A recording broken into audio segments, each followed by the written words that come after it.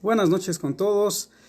Quiero saludar a mis amigos y amigas que están conectados para aprovechar el tiempo, a los que nos gusta estudiar la Biblia, ¿verdad? Entonces, me he conectado un ratito para ver si conversamos sobre una pregunta que me hicieron el otro día, que es justamente las fuentes que hablan de Yeshua. ¿Cuáles son las fuentes que hablan de Yeshua hablando en cuanto a los 4 evangelios?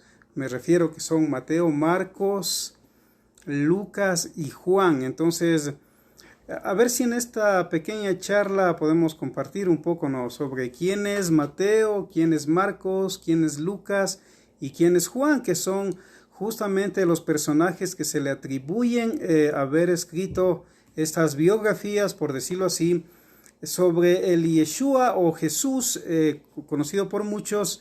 ¿Y quiénes fueron estos personajes? No tanto Mateo, Marcos, Lucas y Juan, que son justamente las fuentes de donde bebemos en nuestras Biblias, en nuestras versiones. Entonces, primeramente aclarando un poco, ¿no? O sea, cuando yo digo Yeshua es el nombre original de Jesús o de Cristo o de Jesucristo, como también se le conoce, porque Yeshua obviamente era una persona que nació en Israel, en Belén de Judea, según los relatos de los evangelistas, y su nombre es Yeshua, que significa salvación. Ahora, los griegos le decían Yesos en el mundo antiguo, porque justamente en el mundo antiguo no existía la J, entonces le decía Yesos. Incluso recuerden que según los mismos evangelios, cuando se crucifica a Yeshua en la cruz, que también es un debate si fue en un madero o si fue en una cruz inmisa, que es una forma de T. Entonces se puso en los 3 idiomas, ¿no?, de la época, el hebreo, el griego, el arameo. Se puso justamente que Yeshua era crucificado porque decía que es el rey de los judíos, o en latín también, como aparecen en algunas versiones. Entonces, ¿cuál es la fuente?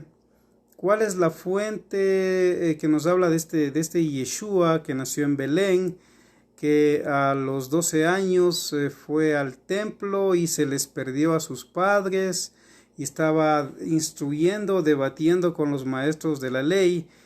¿Quién es este personaje que a los 30 años comienza justamente su ministerio? Y es interesante ver cómo en la Torá, por ejemplo, los levitas podían comenzar a los 30 años, podían comenzar oficialmente su ministerio en cuanto al templo. Sin embargo, hay que aclarar que Yeshua no venía de la tribu de Leví, Yeshua viene de la tribu de David, porque la historia nos comenta que su madre, Miriam, su padre José o Joseph, obviamente ellos vinieron a poblar lo que era Nazaret, o sus antepasados vinieron a poblar lo que era Nazaret a raíz de lo que sucedió en la época de los macabeos, cuando los macabeos lograron mandar sacando a los griegos. Antíoco Epífanes, que es un tipo del anticristo, mucha gente de ese sector fue justamente a Nazaret, que significa de la flor. Entonces, en ese lugar es donde Miriam y obviamente su esposo Joseph van a criar a este personaje llamado Yeshua, ¿no es cierto? Entonces, si bien es cierto, el mismo texto bíblico nos dice que Yeshua, él nació en Belén, Betlehem, que significa casa de pan en hebreo. Entonces, en Betlehem o casa de pan, que es un pueblito que tal vez está a unos 8 kilómetros de Jerusalén, ahí nace Yeshua justamente en la época que era, según los mismos textos de los evangelios, cuando se dio el censo, porque el emperador de Roma quería saber cuántos habitan en ese sector. Todo lo que es Siria en esa época, lo que es Israel, todos esos sectores, se ordenó hacer un censo, y según el texto bíblico de Mateo, de Lucas, justamente sus padres fueron a la época del censo. Y ahí es donde Miriam, o María, transliterado al castellano como María, pero el nombre original es Miriam, dio a luz y nació Yeshua, ¿no es cierto? Que su nombre significa Salvador o salvación. Entonces, ¿cuáles son las fuentes de este gran personaje? ¿Cuál es el primer personaje, según la revista Times, que ha influenciado de los 100 más grandes en toda la historia? De quien más se habla todos los días en el mundo, de quien más se ha escrito canciones, incluso los pintores se han inspirado para pintar cuadros sobre él, muchos predicadores están en los buses, en los parques predicando, hay grupos misioneros y siempre se habla de Yeshua, ¿no es cierto? Se habla de Yeshua en todos los lugares del mundo. Usted pone el celular, hay muchos videos de Yeshua. Ya viene lo que se conoce como la Semana Santa o la Semana Mayor, que se dice en el cristianismo de la congregación católica, y obviamente es una gran fiesta a nivel mundial, de igual manera las iglesias protestantes, las iglesias evangélicas. Entonces este Yeshua en realidad marca el paso prácticamente el día de hoy, como lo hizo desde hace 2000 años que llegó a la tierra, ¿no? Lou Erazo me está saludando desde el Tingo. Shalom. Lou Mechi Rey también veo que me está viendo, mi amiga de Argentina. Gracias también a mi amigo Byron, a Iván Dávila también, que nos están escuchando. Entonces miren, ¿cuáles son las fuentes de este Yeshua? ¿No? Son Mateo, Marcos, Lucas y Juan. Obviamente también podemos encontrar algo que nos dice la Biblia de Yeshua en cuanto a Pablo, aunque el apóstol o el nombre original del rabino Saulo de Tarso, ¿no? Porque él nació en Tarso, lo que hoy es Turquía, que era una polis. En el mundo antiguo, cuando Roma declaraba a alguna provincia polis, le daba el estatus de polis, toda persona que nacía ahí, sin importar si era judío, era automáticamente ciudadano romano. Nunca Roma dio el estatus de polis, nunca dio Roma el estatus de polis a Jerusalén o a Israel. Sin embargo, a Tarso sí, donde nació el apóstol Pablo. Entonces el apóstol Pablo, si bien es cierto, él tuvo un encuentro, dice, camino a Damasco con Yeshua, incluso dice que él le instruyó varios tiempos, que incluso dice, conozco a un hombre que fue llevado al tercer cielo, si en el espíritu o en el cuerpo, no lo sé, y él está hablando del mismo. Y él va a hablar mucho de Yeshua también, sobre todo a los gentiles y a las tribus perdidas de la casa de Israel, que eran 10 tribus del reino del norte, con capital Samaria.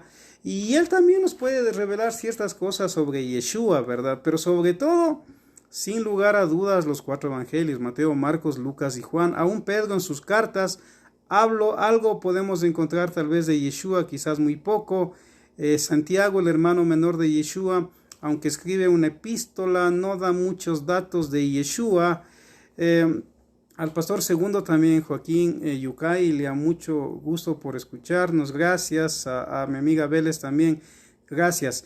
Ahora, obviamente, entonces, ¿cuál es la base o las fuentes de Yeshua que tenemos en las Biblias? Mateo, Marcos, Lucas y Juan, ¿no es cierto? Entonces, este Mateo, si ustedes recorren las páginas de los evangelios, van a encontrar que él era un cobrador de impuestos, ¿verdad? Él era un cobrador de impuestos. Ahora, en esa época habían 3 niveles de cobradores de impuestos. 3 niveles. Había el que estaba bien arriba, que era como el jefe. Habían los cobradores de impuestos de nivel medio, donde ubicaríamos a Mateo, que tenía un buen nivel social, sabía contar, sabía bien de matemáticas, por eso estaba al servicio de Roma, obviamente cobrando los impuestos. Y habían los cobradores de impuestos de bien bajo nivel, hablando en el buen sentido, que apenas ganaban como para sobrevivir. Entonces, ya vemos que Mateo era un cobrador de impuestos de clase media, ¿no? Por ejemplo, alguien que era un cobrador de impuestos de alto nivel es Zaqueo. Si ustedes van a los evangelios y van a ver que Yeshua llega donde él está y él se sube a un árbol porque era pequeño de estatura y le dice Yeshua, hoy quiero ir a comer contigo en tu casa. Y él se emociona y le va llevando y le dice, maestro, dice, si he robado a una persona, hasta 4 veces devolveré lo robado. Y él era un cobrador de alto nivel, que podía ser jefe de Mateo y de muchos cobradores de impuestos. Ahora este hombre Zaqueo dice esto es porque en la Torá hay un mandamiento, ¿no? Cuando alguien robaba por hambre, porque no tenía para darle de comer a su esposa, a sus hijos, por cualquier situación, robaba una gallina, por ejemplo, se le daba, 39 azotes y devolvía la gallina. Pero en el caso de que alguien robaba por alevosía, porque tenía dinero, pero amaba el dinero y quería más dinero, la Torá manda a devolver 4 veces lo robado. Entonces, en el caso de Zaqueo, él está aplicando una ley de la Torá. Como él es judío, conoce la Torá y dice, maestro, si yo he robado, devuelvo hasta 4 veces lo robado. Y Yeshua le dice, hoy la salvación ha venido a tu casa, ¿no es cierto? Entonces, a veces hay cosas así que uno ignora, que es bueno irnos informando en estos estudios, como por ejemplo, saber que Zaqueo no es que por buena gente quiso devolver 4 veces lo que ha robado, sino porque él como judío conocía la Torá, que ese mandamiento decía que si una persona ha robado, no por necesidad, porque ha estado en autoridad y aprovechó de su cargo, debe pagar 4 veces más lo robado. Es como Poncio Pilatos. Cuando Poncio Pilatos se lava las manos, incluso se ha hecho mucha filosofía sobre este contexto de Pilatos lavándose las manos, cuando no encuentra en Yeshua ninguna culpabilidad como para crucificarlo de acuerdo a las leyes de Roma, él pide agua y se lava las manos, ¿no? Pero justamente Pilatos era instruido en la Torá porque él estaba de gobernador en lo que es ahí Judea, y él conocía un mandamiento de la Torá, ¿no? Donde decía que si una persona muere en tu propiedad, dice Dios, si una persona muere en tu propiedad o amanece muerto, pero tú no tuviste la culpa, cuando vaya el Sanedrín o la corte rabínica o la policía, diríamos hoy, tú coge agua y lávate las manos, porque eso significa que tú no tienes nada que ver en el asunto, y eso es lo que está aplicando Pilatos, ¿no? Entonces, este Mateo era cobrador de impuestos de nivel medio, ¿no? Entonces, la palabra mismo de Dios nos dice que estaba Yeshua por ahí caminando y le dijo, ven, deja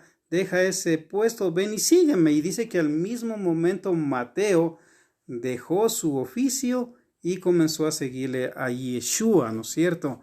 Entonces ya podemos ver que ahí Mateo es llamado por Yeshua a seguirlo.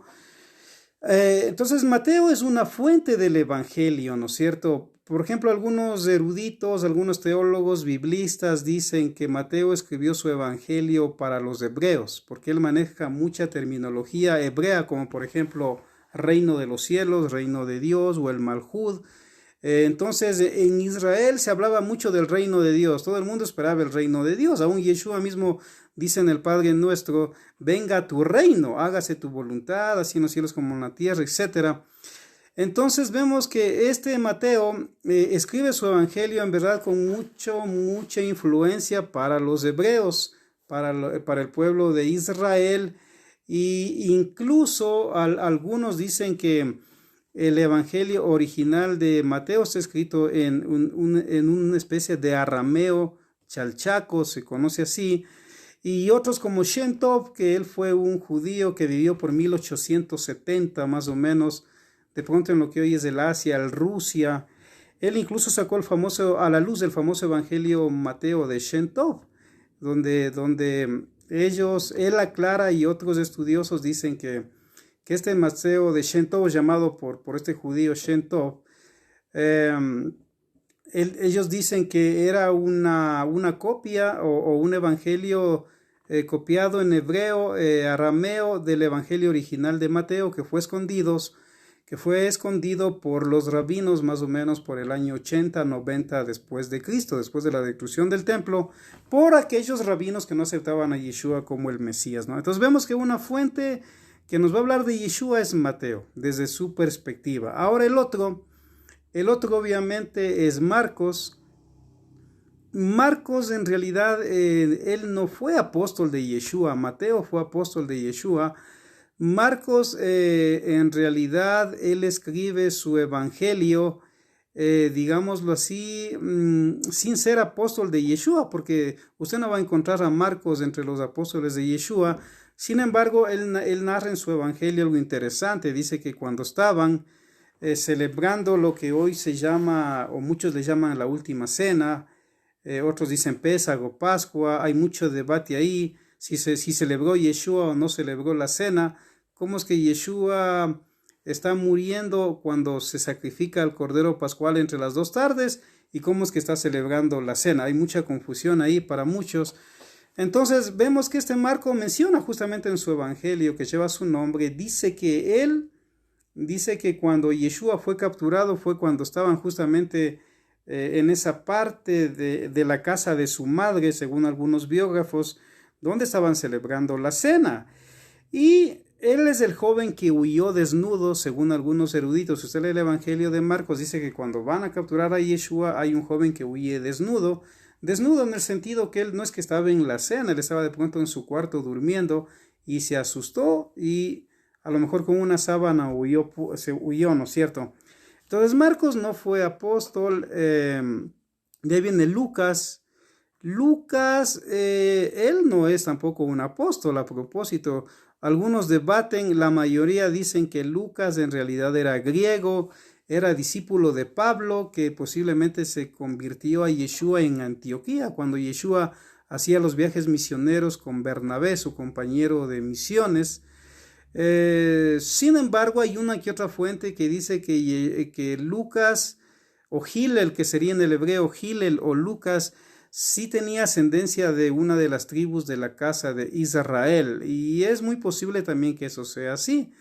Entonces, Lucas va a ser otra fuente que hable de Yeshua, donde diga él que incluso él va a narrar el nacimiento de Yeshua, porque Mateo nos narra sobre el nacimiento de Yeshua algunos datos interesantes, pero Lucas también va a narrarnos otros datos sobre el nacimiento de Yeshua. Ahora obviamente Lucas, al no ser apóstol de Yeshua, obviamente él investigó, como él mismo lo dice a Teófilo, a quien dedica el Evangelio y el libro de los Hechos. Él dice que él investigó y muchos dicen que incluso él conoció personalmente a Miriam, a la madre de Yeshua. Él estuvo, parece en Hechos 15, en la primera gran asamblea que hubo de la sinagoga o la congregación de Yeshua en Jerusalén, donde se debatió esto de los gentiles y donde Santiago, el hermano menor de Yeshua, era el presidente de ahí de la sinagoga o de la congregación de Yeshua en Jerusalén. Entonces algunos dicen que él incluso estuvo ahí e investigó con los apóstoles, con Miriam, la entrevistó. Y algunos incluso llegan a decir que como él era médico, también era pintor, y algunos dicen que él pintó incluso a Miriam o a la madre de Yeshua, hizo un cuadro que hasta el día de hoy se encuentra en una de las congregaciones de lo que sería más o menos Siria en ese sector, ¿no es cierto? En la ciudad, en una de las ciudades más antiguas de la Biblia, donde el apóstol Pablo justamente fue atendido cuando quedó ciego después del encuentro con Yeshua, ¿no es cierto? Y recibió la inmersión, la purificación, el bautismo. Entonces Lucas, ahí se duda, ¿no? Si tiene ascendencia hebrea de una de las 12 tribus de Israel o era un gentil que se convirtió.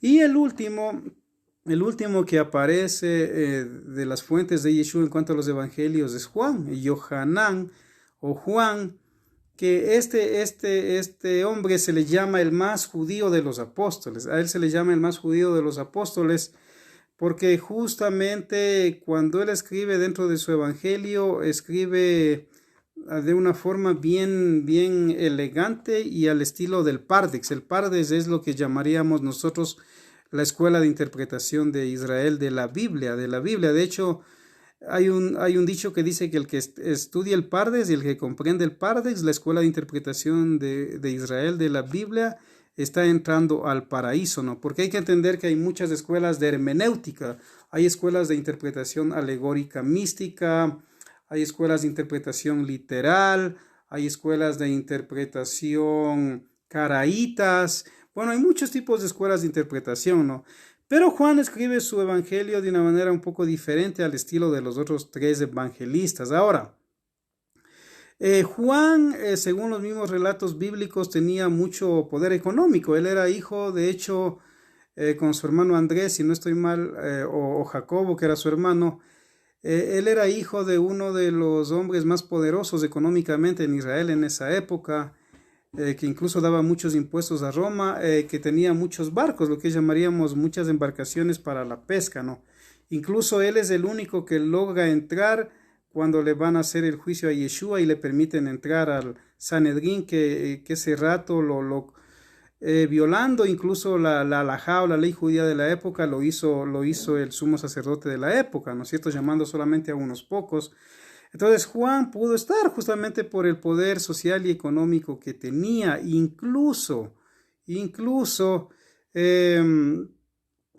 vemos que Juan permite que Pedro entre también y le dejen entrar donde estaba Yeshua, porque él tenía mucha influencia. Entonces, Mateo, Marcos, Lucas y Juan son las 4 fuentes, digamos, de lo que se conoce las biografías o la vida de Yeshua. Cada uno desde su perspectiva, aunque hay cosas donde ellos coinciden, hay otras cosas que parecieran que no coinciden. Entonces, ¿quién puso estos nombres de Mateo, Marcos, Lucas y Juan? En realidad, no es que cuando ellos escribieron los evangelios pusieron San Mateo o el evangelio según San Marcos o San Lucas o San Juan. No, de hecho, se sabe por la historia que los rollos de los 4 evangelios no tenían nombre. Nadie sabía quién hizo o quién escribió los 4 rollos.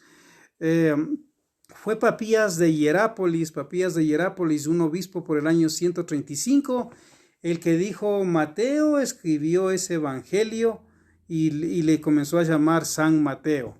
Después al otro evangelio San Marcos, al otro San Lucas y San Juan. Entonces se basaban más en los testimonios de Papías de Hierápolis del año 135, y ahí es donde decidieron, según las fuentes que ellos tenían de orales también, de que Mateo escribió el evangelio que hoy se llama su nombre Mateo, y Marcos y Lucas y Juan.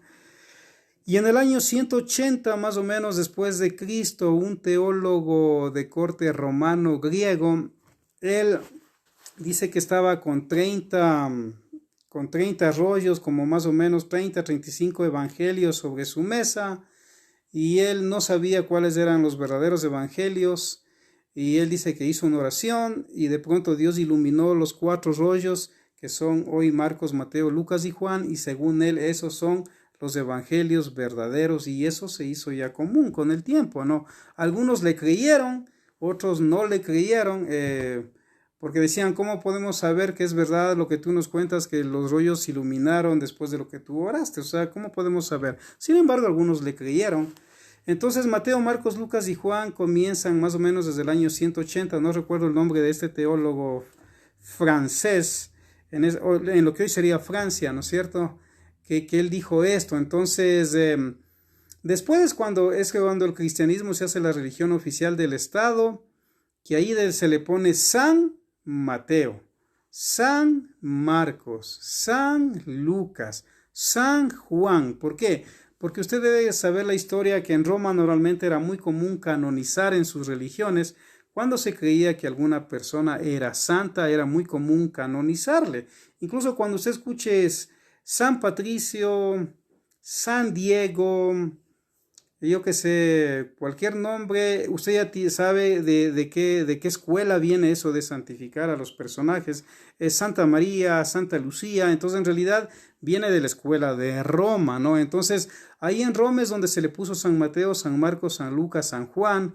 Incluso a Jacobo, que Jacobo es un nombre en hebreo, como en griego se dice Tiago, también le santificaron y le pusieron Santiago y quedó como Santiago.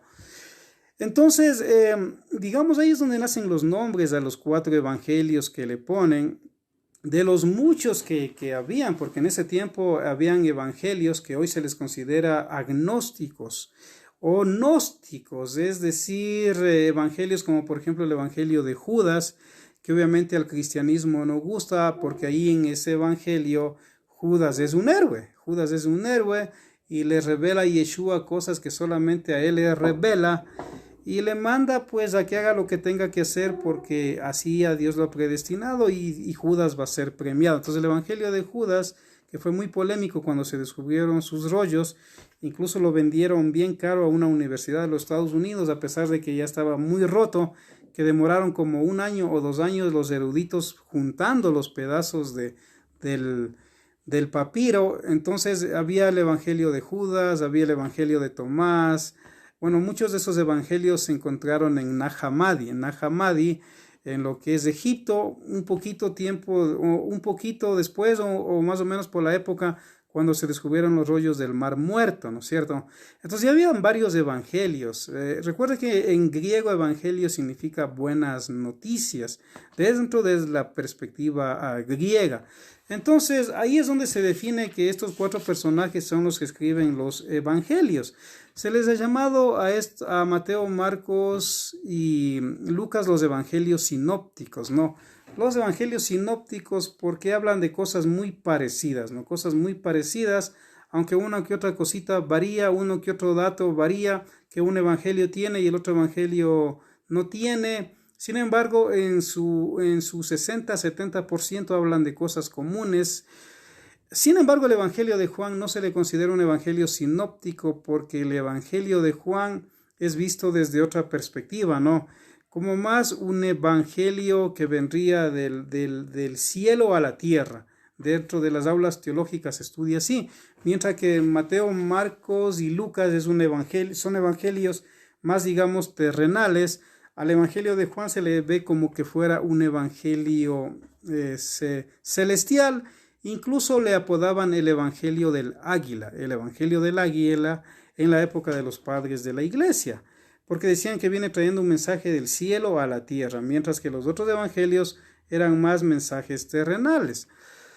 Ahora, entre las cosas que podemos mencionar de estos 4 personajes, por ejemplo, ya mencionamos rato que Mateo era cobrador de impuestos, de clase media, digamos, que él fue alguien que siempre estuvo con Yeshua. Recuerden que entre las condiciones que se exigía para ser apóstol de Yeshua, por ejemplo, después de que Yeshua asciende a los cielos, es que tenía que ser alguien que haya vivido con Yeshua, haber sido llamado por Yeshua, haber palpado a Yeshua, haberlo tocado, haber conversado con él, haberlo visto muerto en la cruz, haberlo visto cuando resucitó y haberlo visto cuando ascendió.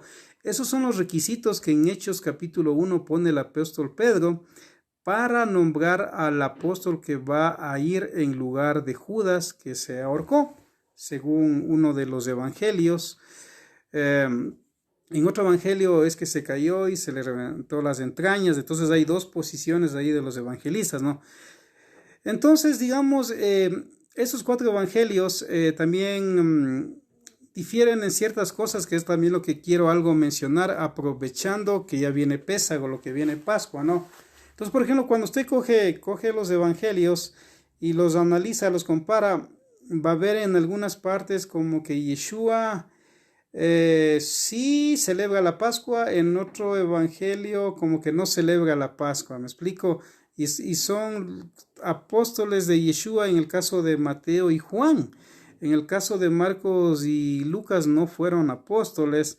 Entonces hay evangelios donde hablan de los milagros de Yeshua, de lo que Yeshua camina sobre las aguas, de lo que resucita muertos. Por ejemplo, entre las cosas de los evangelios que me gustaría aclarar, porque eso es como una clasecita así general, ¿no?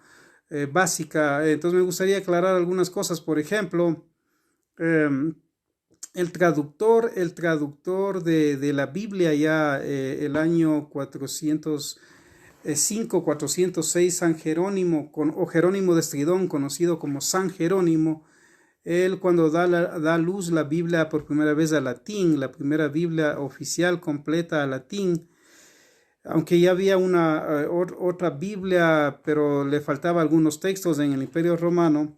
Entonces él va a poner cosas que de pronto hoy muchos lo niegan, hoy muchos eruditos lo niegan. Por ejemplo, en los evangelios, entre las cosas que quizás no dijeron los apóstoles, ¿no? Por ejemplo, va a encontrar en los evangelios que dice que cuando Yeshua le dice a Pedro, hoy te digo, antes de que cante el gallo me negarás 3 veces, ¿no es cierto? Antes de que cante el gallo me negarás 3 veces. Entonces uno asume, como uno ya conoce lo que es un gallo, ha nacido en el campo, ha vivido en el campo o en la ciudad, ¿quién no sabe lo que es un gallo y que cantan en la madrugada? Entonces el traductor de la Biblia le puso, hoy Pedro, antes de que cante el gallo 3 veces me negarás, pero ya hoy muchos eruditos están diciendo que eso en realidad no es un texto bíblico original. ¿Por qué? Porque en Jerusalén no podían a ver animales que no eran kosher. ¿Me explico? Porque cuando hablamos de Jerusalén estamos hablando de la ciudad santa de Dios, estamos hablando de donde estaba el templo todavía de Dios, aún no había sido destruido. Saludos para mi amigo Omar que me dice, cuídese, pues sabemos que en Ecuador hay muchas noticias en cuanto a la pandemia negativa. Así es, no le pido a Dios y también me cuido.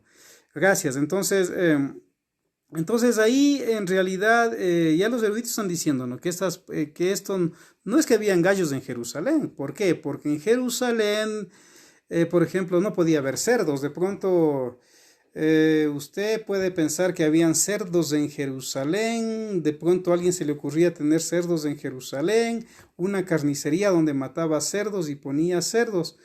Pues no, porque estamos hablando de Jerusalén, la ciudad santa, y ahí estaba el templo y nada inmundo por ejemplo, un animal impuro como el cerdo, no podía estar en Jerusalén.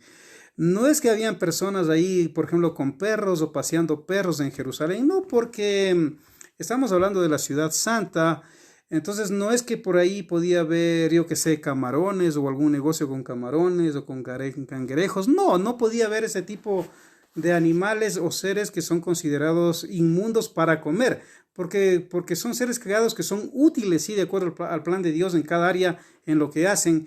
Sin embargo, estos animales que no son bien vistos en el sentido de comida, no es que podía haber en Jerusalén. De igual manera, dicen estos estudiosos que en realidad el gallo en ese tiempo no había en Jerusalén, no había en Jerusalén. Recuerden que el gallo en el mundo antiguo, aunque de pronto usted se sonría de lo que voy a decir, porque yo también me reí cuando estudiaba estos temas hace años, era considerado una ave inmoral. ¿Me explico? Una ave inmoral.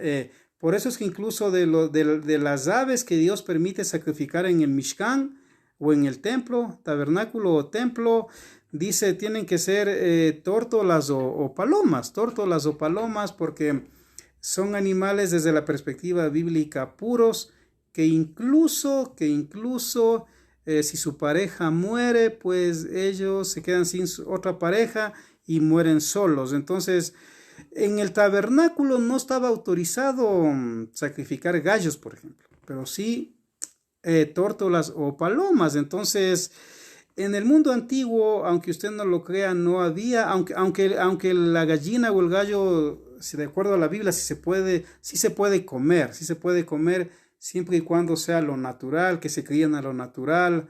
De hecho, hoy la Biblia no aceptaría eso de que se le inyecte hormonas a un ave y en pocos días esté listo para comer.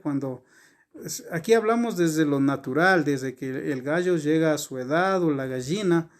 Entonces, apto para comer, sí, pero en Israel no habían gallos, en Jerusalén no había gallos según varios eruditos. Entonces, no es que cantó el gallo 3 veces y Pedro le negó, no. Ellos lo que dicen es que el Hasán hoy es lo que sería el cantante, ¿no? Entonces, el cantante dentro del templo de Israel tenían turnos, los levitas también eran cantantes, algunos, y habían levitas cantores y tenían que cantar en sus turnos adorando a Dios dentro del templo.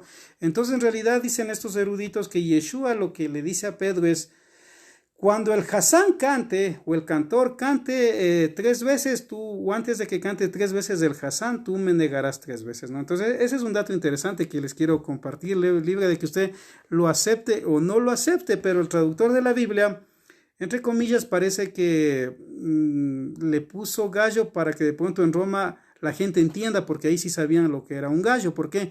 Porque los romanos sacrificaban mucho los gallos a sus dioses a propósito. Cuando de hecho un general o alguien asumía un poder fuerte, era muy normal que sacrifique gallos dentro de sus religiones.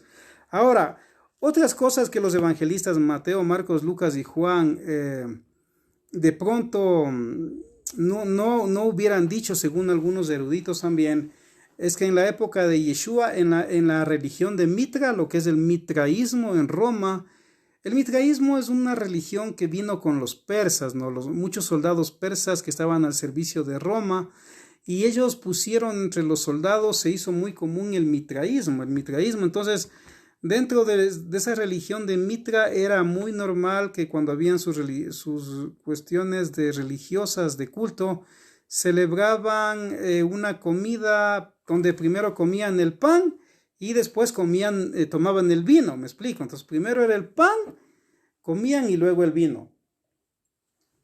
Perdón, sin embargo,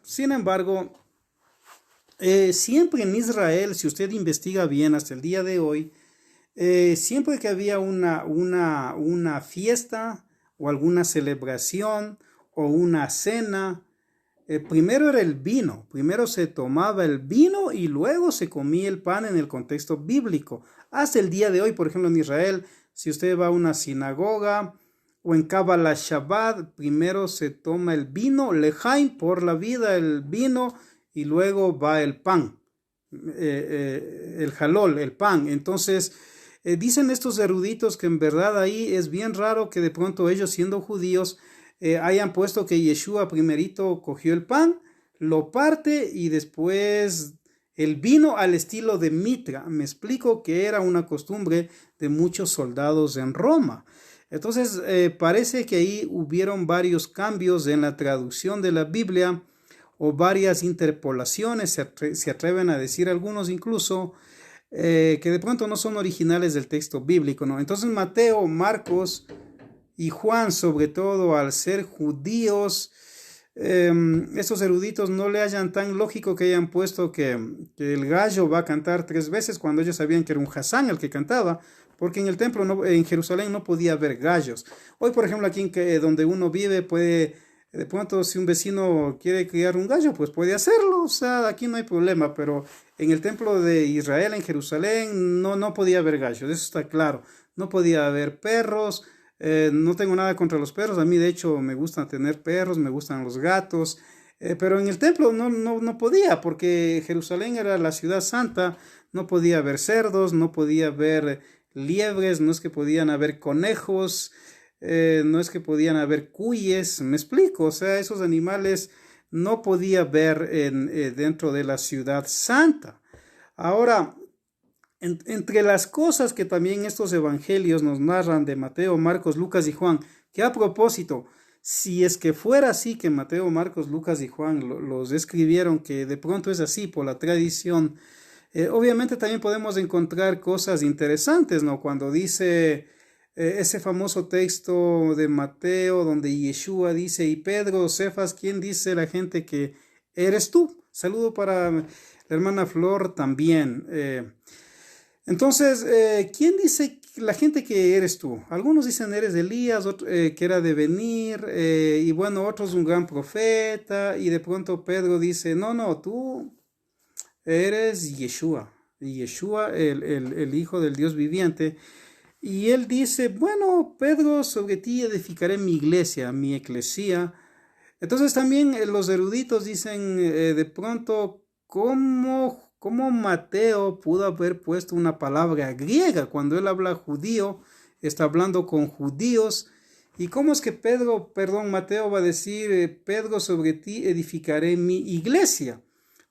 Si usted va a la Wikipedia, por ejemplo, y otras fuentes del internet, va a encontrar que la palabra iglesia o asamblea o llamados afuera la inventaron los griegos más o menos del año 500-550 antes de Cristo para sus, ¿cómo sería? Sus reuniones, ¿no es cierto? Entonces, ¿qué es una asamblea dentro de nuestro contexto? Puede haber una asamblea del barrio para solicitar agua, para solicitar que les den las escrituras de los terrenos, puede haber asamblea para muchas cosas desde la perspectiva griega y está bien. Pero ya el Evangelio de Shem Tov de Mateo, por ejemplo, que salió a la luz por 1885, una copia de lo que dicen que era el original, que lo tenía un judío. Por ejemplo, es interesante como ahí dice, y sobre ti edificaré mi casa de oración, dices, y no hay la palabra iglesia o eclesía. Entonces sí me llama también la atención. Entonces los eruditos dicen que ahí cuando se habla sobre ti edificaré mi casa de oración, está hablando de Israel, está hablando de justamente las 10 tribus del reino del norte, a quien Dios les había dispersado o los había dado carta de repudio por haberse ido al lado de la idolatría. Entonces, si usted compara el Evangelio de Shem Tov con las versiones que tenemos de los Mateos, va a haber cositas así, ¿no? Como que estas, ¿no? ¿Por qué dice casa de oración y por qué no dice iglesia? Entonces, algunos eruditos que ya estudian estos temas con fuentes, ellos dicen que en realidad también parece que eso no puede ser que un judío como Mateo hable de eclesía, que era una palabra griega. ¿Por qué? Porque estamos hablando del contexto hebreo, de donde el hebreo se hablaba en Shabbat, cuando tenían que en las sinagogas leer la porción de la Torá o de los profetas o de los escritos, o Ketubín, que se llaman los escritos. El mismo Yeshua en la sinagoga en Shabbat leyó lo del profeta Isaías y dijo: hoy se ha cumplido esta profecía. Ellos hablaban el hebreo solamente en Shabbat, en los temas que tenían que ver con la Torá o la Tanaj. Pero entre semana, para no contagiarse con las costumbres griegas o romanas, no hablaban ni siquiera el griego koiné, que era el idioma común de muchos pueblos en ese tiempo, lo que hoy sería el inglés, ni tampoco el latín. Entonces ellos hablaban el arameo. Entonces en la vida diaria, desde el primero de Shabbat, que sería domingo, hasta el sexto de Shabbat, que sería viernes, en su cosmovisión, los evangelistas, Mateo, Juan, aún Marcos, aunque no fue apóstol, ellos hablaban es el arameo en su diario vivir, Por eso usted va a encontrar palabras como, por ejemplo, lama lama sabactani, talita kumi, ava, que son palabras arameas, maranata, como dice Pablo, el Adón viene o el Señor viene, que es una palabra aramea. Entonces, los discípulos de Yeshua, ellos hablaban arameo entre la semana y en Shabbat el hebreo. Entonces, sí, dicen estos eruditos, es muy delicado pensar que de pronto cómo es que se acuña ahí la palabra eclesía, que es una palabra griega, y Mateo, ¿cómo es que la pone? O sea, porque él no está en Grecia, él está dentro de lo que es Israel, y se pone, según Shem Tov, es en realidad casa de oración que aplicaba al pueblo de Israel. Ahora, recuerden que también Yeshua dijo que yo he venido a buscar las ovejas perdidas de la casa de Israel, y cualquier persona que cree en Yeshua, según Pablo, también es injertado en el pueblo de Israel. Entonces podemos encontrar cositas así, ¿no? Que uno puede pensar que de pronto en el texto de Mateo, Marcos, Lucas y Juan, ¿cómo es que aparece, ¿no es cierto? ¿Cómo es que aparece? Entonces, ¿qué más les puedo decir? Por ejemplo, dentro de Mateo y de Lucas hay dos genealogías que por ejemplo, a la gente no le gusta leer las genealogías, ¿verdad? Porque es aburrido, o sea, y tantos nombres ahí y en hebreo, y a la gente no le gusta estudiar las genealogías, pero para Mateo es importante, como buen judío, dar a entender que en la genealogía que él está citando, Yeshua es el Mesías. Yeshua es el Mesías porque él cita 14 generaciones, 14 generaciones, 14 generaciones, aunque en la genealogía de Lucas y Mateo hay una diferencia por ahí que mucho se debate y algún rato de pronto lo vamos a explicar. Entonces, sin embargo, vemos que para Mateo y para Lucas es importante citar la genealogía. ¿Por qué? Porque en los tiempos bíblicos era importante la genealogía y se pueda demostrar que Yeshua venía de la línea de David, que venía del trono de David y por lo tanto él sí es el Mesías. Por eso es que Mateo comienza su evangelio con la genealogía de Yeshua, ¿no? Entonces él entre las cosas que menciona, por ejemplo, Mateo, interesantes, menciona la venida de lo que se llama los tres sabios o los tres magos, como muchos hoy le ponen. Ahora, un mago en la época bíblica no era alguien que hacía desaparecer cosas o aparecer cosas, no, era un astrólogo, era un astrónomo, estudiaba las dos cosas, tanto astrología como astronomía, aunque hoy son dos carreras diferentes. En ese tiempo astrología y astronomía era la misma carrera, el mismo oficio, ¿no? Entonces, muchos en Israel dicen que los seguidores de Yeshua dicen que estos sabios en realidad ya tenían conocimiento por los escritos de Daniel que dejó en Babilonia de que iba a venir el Yeshua o el Mesías, porque él incluso Daniel habla de las 70 semanas, ¿no es cierto? De las 70 semanas dentro de la profecía, cuando el Mesías iba a venir, iba a sufrir y todo eso. Entonces algunos dicen que en realidad son ascendientes o descendientes de Daniel, los tres sabios que llegaron a Belén y le dieron oro, incienso y mirra, ¿no? Que también dentro de los teólogos dicen que El oro, el incienso y la mirra tienen su representación también. Y eso es un debate que mucho se da en lo que es Navidad, ¿no es cierto? O nativitas en latín, que significa nacimiento. Entonces Mateo da puntos claros, da como por ejemplo lo que mueren los niños menores de 2 años, porque cuando llegan estos sabios le dicen al rey Herodes, ¿dónde está el rey de los judíos que ha nacido? Pues, y él se consideraba el rey de los judíos, aunque tenía una mezcla que no era de judío, digámoslo así. Él fue un personaje muy cruel, este hombre, aunque hizo grandes construcciones maravillosas para la época, incluso el templo en 40 años lo arregló muy bien, el templo de Jerusalén, que es el que Yeshua palpó y entró a las fiestas. Entonces él era muy perverso y mandó a matar a los niños menores de 2 años para matar al nuevo Mesías que había nacido, o al nuevo rey de Israel, o de los judíos, como le habían dicho los sabios. Entonces, en Mateo, Marcos, Lucas y Juan vamos a encontrar cositas que son un poco diferentes, ¿no? Que para Mateo es importante la genealogía, hablar de los sabios, de los regalos. Para Lucas también es importante mencionar eso, el viaje de Nazaret a Belén. Entonces, cada evangelista nos va dando datos importantes. Por eso es que algunos dicen que Mateo fue escrito para los hebreos. Marcos, dicen algunos que fue escrito para los romanos. Lucas fue escrito para los griegos. Y Juan ya escribe desde una perspectiva un poco más al estilo de lo que llamaríamos el Sod de acuerdo a los eruditos, ¿no es cierto? Que es un estilo de evangelio ya como del cielo a la tierra. Entonces, estos personajes son los que van a hablar de Yeshua y los que van a dar la biografía en realidad que está en la Biblia sobre Yeshua. Ahora, entre las cosas que yo les decía, por ejemplo, de Pesach, por ejemplo, cuando se lee los evangelios, parece que en un evangelio Yeshua sí celebra Pesach, pero parece que en otro evangelio no celebra Pesach. Entonces, ¿qué mismo celebró o no celebró Pesach, ¿no? Entonces, es un tema muy polémico también.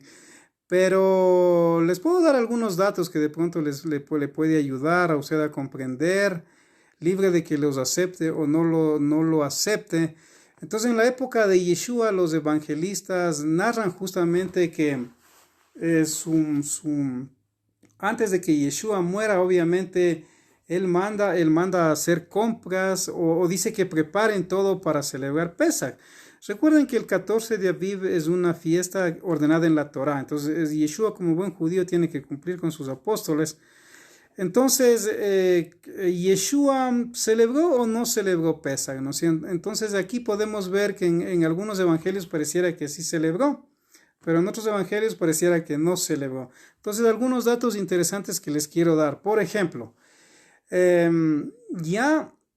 ya en los tiempos antiguos, todos los rabinos tenían una comida con sus discípulos antes de Pesach, que algunos lo llaman Baburá. Baburá es decir, donde celebraban con esta comida el estudio de la Tanaj o de la Torá durante el año, y como ya venía Pesach y tenían que estar en sus casas con sus familias, tenían que celebrar con sus talmidín o discípulos.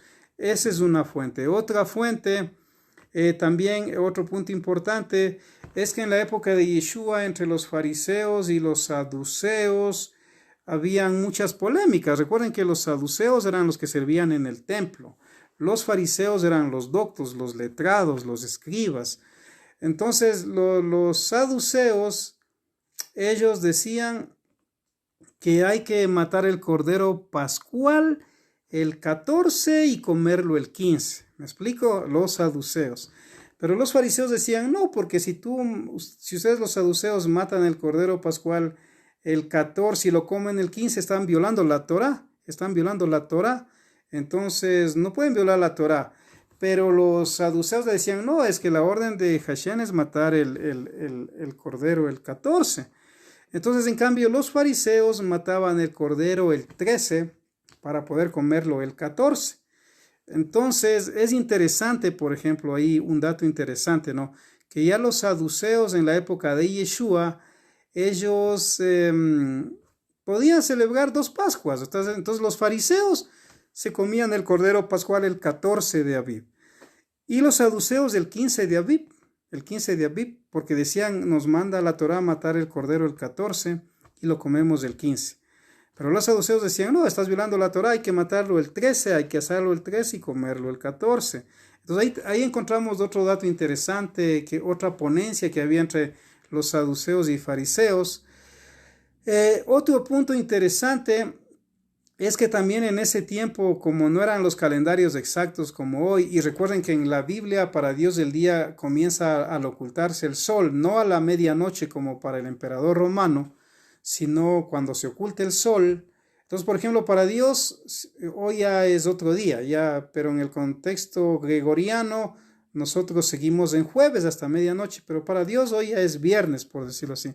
Entonces, desde ese contexto, entonces en ese tiempo contaban los meses en base a la luna, ¿no? Lo que es cuando la luna llena sale, se cuenta en la Biblia los meses del año, que daban 364 días en realidad, y después los rabinos tuvieron que hacer unos arreglos para que calce con 365 días de pronto, pero daba más o menos 364 días.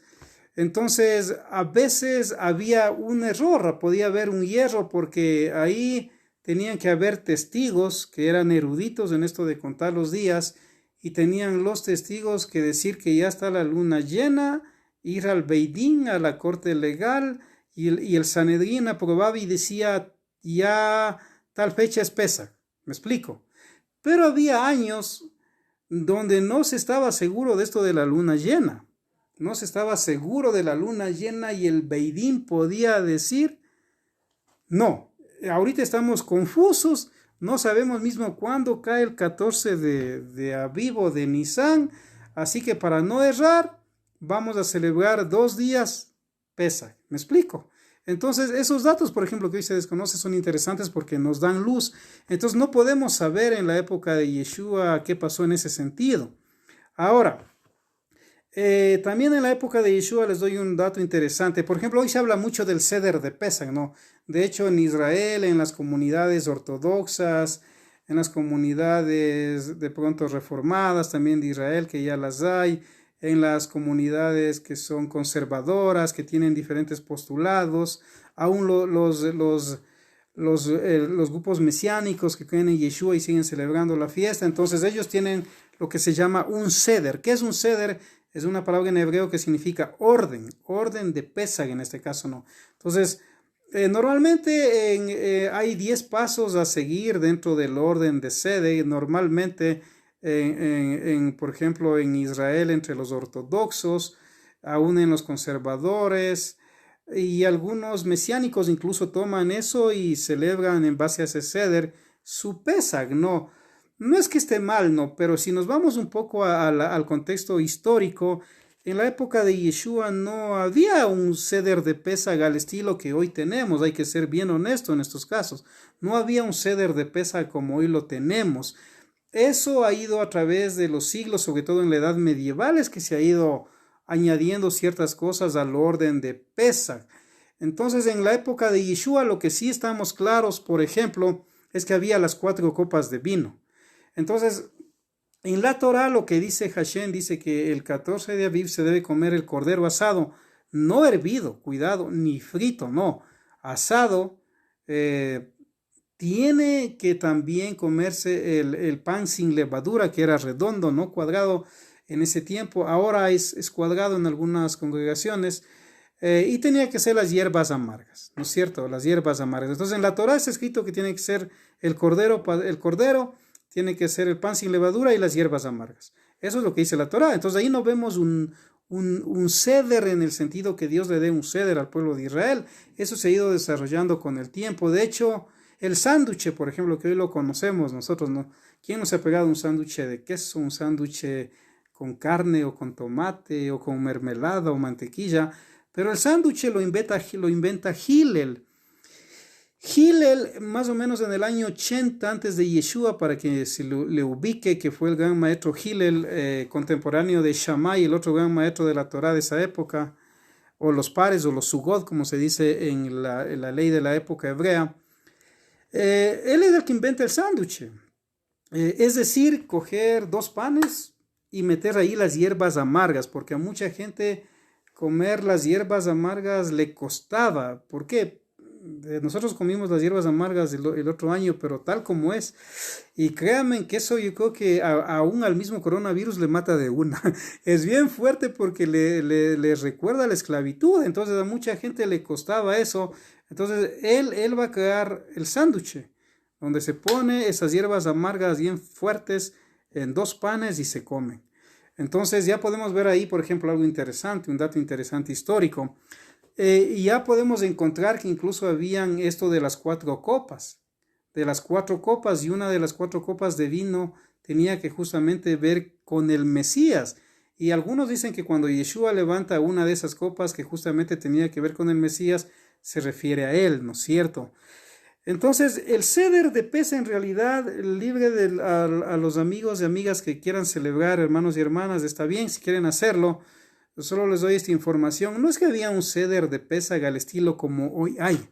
No, en realidad no había. Sí, era más el pan, las hierbas amargas, pan sin levadura, ¿no? Hierbas amargas y lo que digamos el cordero asado.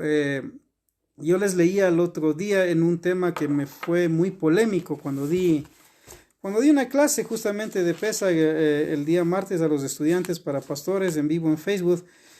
Por interno algunos me comentaron, me dijeron que era muy fuerte lo que yo les expliqué ese día, porque justamente Yeshua celebró lo que es la Eucaristía, que significa acción de gracias, del pan y el vino. Yeshua celebró de pronto la Santa Cena, como hoy dicen, o de pronto Yeshua lo que celebró es Pesaj.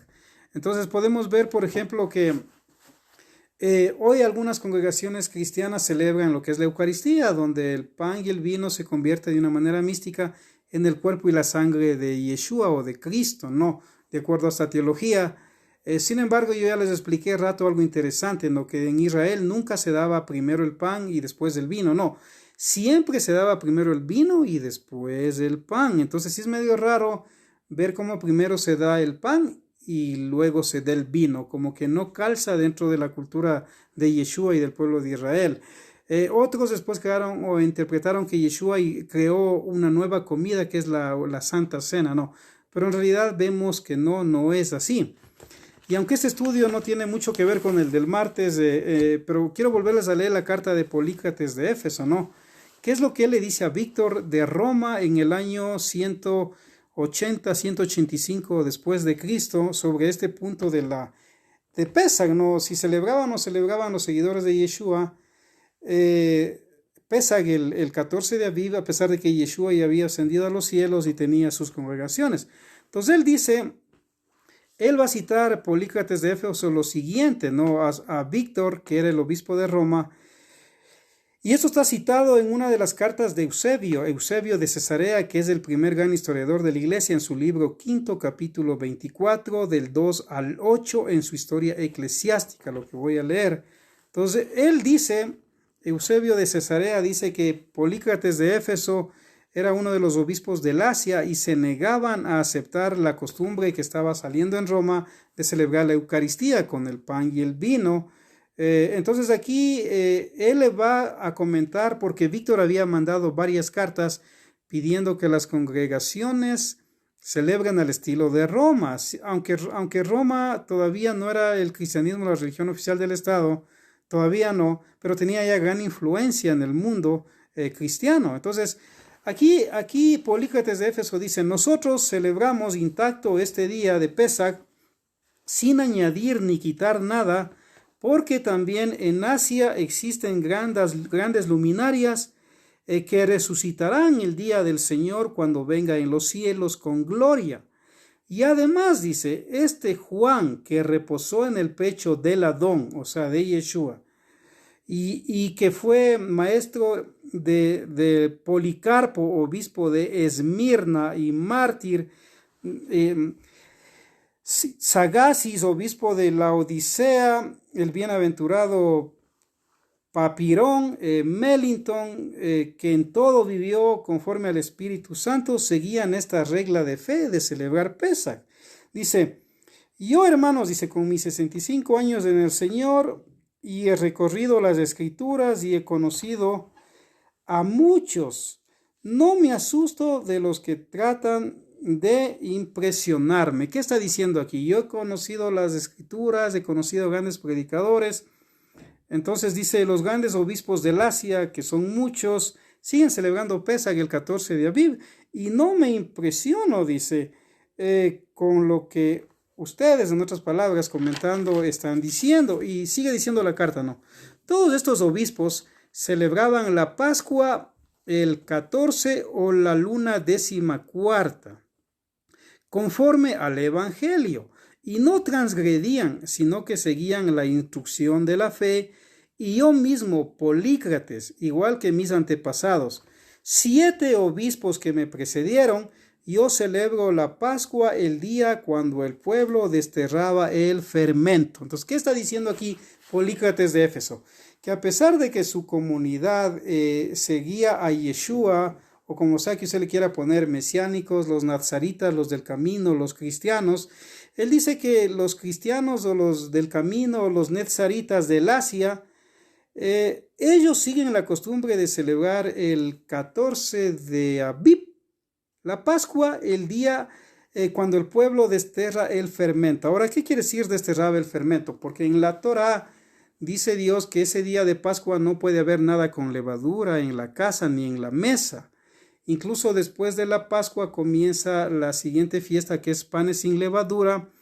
Entonces se termina Pascua el 14 y el 15 es el primer día de la fiesta de panes sin levadura. Durante 7 días se debe desterrar el fermento y no puede haber nada que contenga levadura dentro de una casa, dentro del pueblo de Israel. Entonces él dice, cuando el pueblo desterraba el fermento. Entonces aquí podemos ver que Polícrates de Éfeso en realidad él no celebraba Eucaristía ni celebraba ninguna Santa Cena, sino que él seguía celebrando la Pesaj, el Pesaj conforme al Evangelio, ¿no?